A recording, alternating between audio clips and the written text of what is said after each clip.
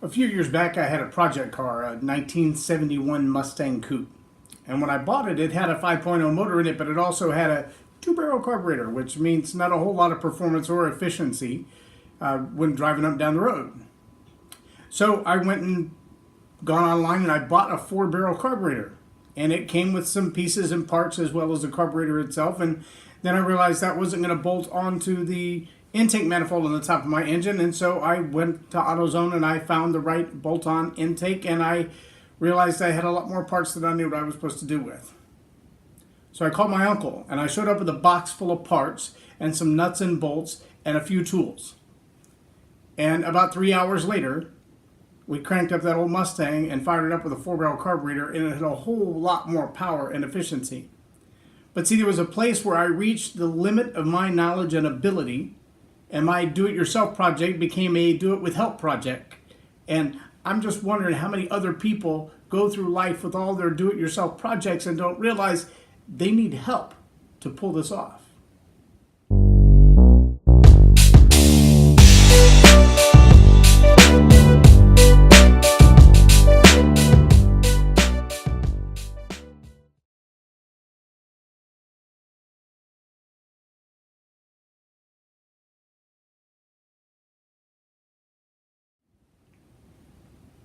I'm J Loren Norris with Leading Leaders Podcast, and I realize that there are certain things that we can do on our own. Maybe you can build a fence, depending on how talented you are. All of my projects look like Tim Allen did them when I'm finished, but maybe you can build a fence or install a water heater or put down new tile or build a deck. Maybe you can replace an intake manifold and carburetor yourself, or something more elaborate than that. My son last night stranded in the parking lot when the starter went out in his truck, and he was underneath there at 10 o'clock last night taking the starter out so he could go to AutoZone when he got off work today and put a new one in. That's a pretty good DIY project for a 20-year-old. But how many of the projects that we tackle on our own really aren't meant to be done on our own? I think of things like marriage counseling and marriage therapy as something that many people will start into it. They grab the book for their wife, they grab the book for their husband, they start reading a little bit, they get a little bit down the road and they go, okay, I was wrong. I can't handle everything that's in there. I don't know how to do these things, or I'm not willing to do those things. Or maybe they realize that as much as I try to change my spouse, it isn't happening. I mean, I say all the right words, I ask all the right questions, I poke and I prod and I nag, and nothing changes. It's still the same person I've been married to. Maybe you tried changing yourself. You modify a habit, you change a little bit of behavior there, you change a little bit of behavior there, you go to the gym for a month or a week or a couple of days and then you stop. How many of these projects of doing it by yourself, on your own limitations, on your own abilities, are really a recipe for disaster? I belong to a group called Platform University, and I heard someone recently say, when it comes to building your website, understand you have 5 seconds to keep their attention or lose their attention. And if you think that you're an amateur graphic designer, your 5 seconds will be wasted time, because there really are some very special techniques in the backside of graphic design that if you don't get them right in the first 5 seconds, you're not going to keep anybody on your website. It doesn't matter how spectacular your content is. Nobody's going to stay long enough to know what your content is. Do-it-yourself projects have a limitation. There's a certain level of what you can do on your own, and then there's a level where if you don't get some help, you're just going to create a bigger mess. I spent 25 years wrestling addiction. 25 years. And for 25 years, I tried all the self-help. I went to a few courses. I bought a couple of books. I read through those books. I prayed and I groveled and I begged and I pleaded and I fought against the temptation, and I just couldn't do it. I mean, I thought I could. I'd go for a season and I'd be away from my addiction and I'd find freedom for a little bit, and then temptation would come in like a dust storm in West Texas and just whoosh, blow me away out of nowhere.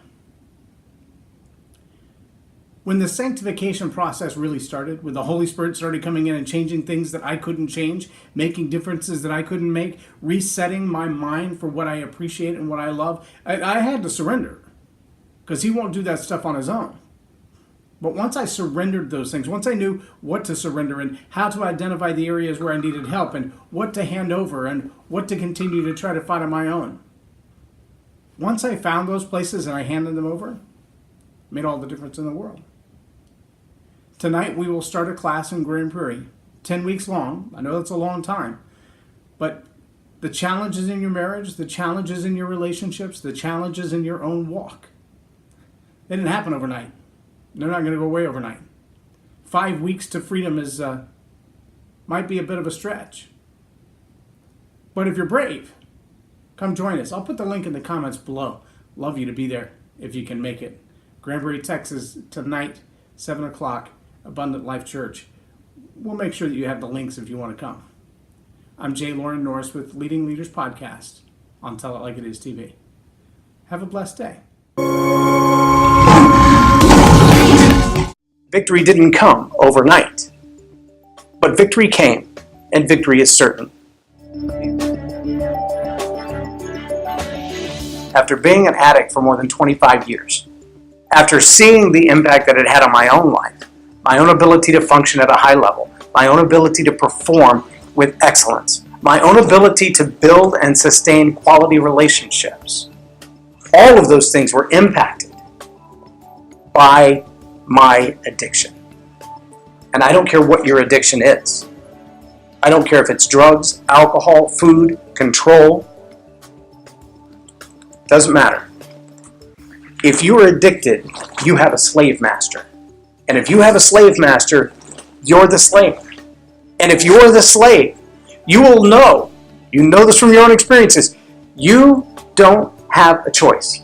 When you're a slave to any kind of addiction, when you're a slave to sin, you know that when that sin comes calling, you respond. When sin says jump, you jump. Why? Because slaves don't get to negotiate.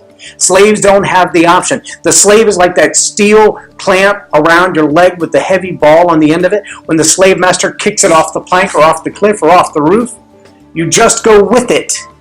You don't debate. You don't argue about gravity. You're a slave. It owns you.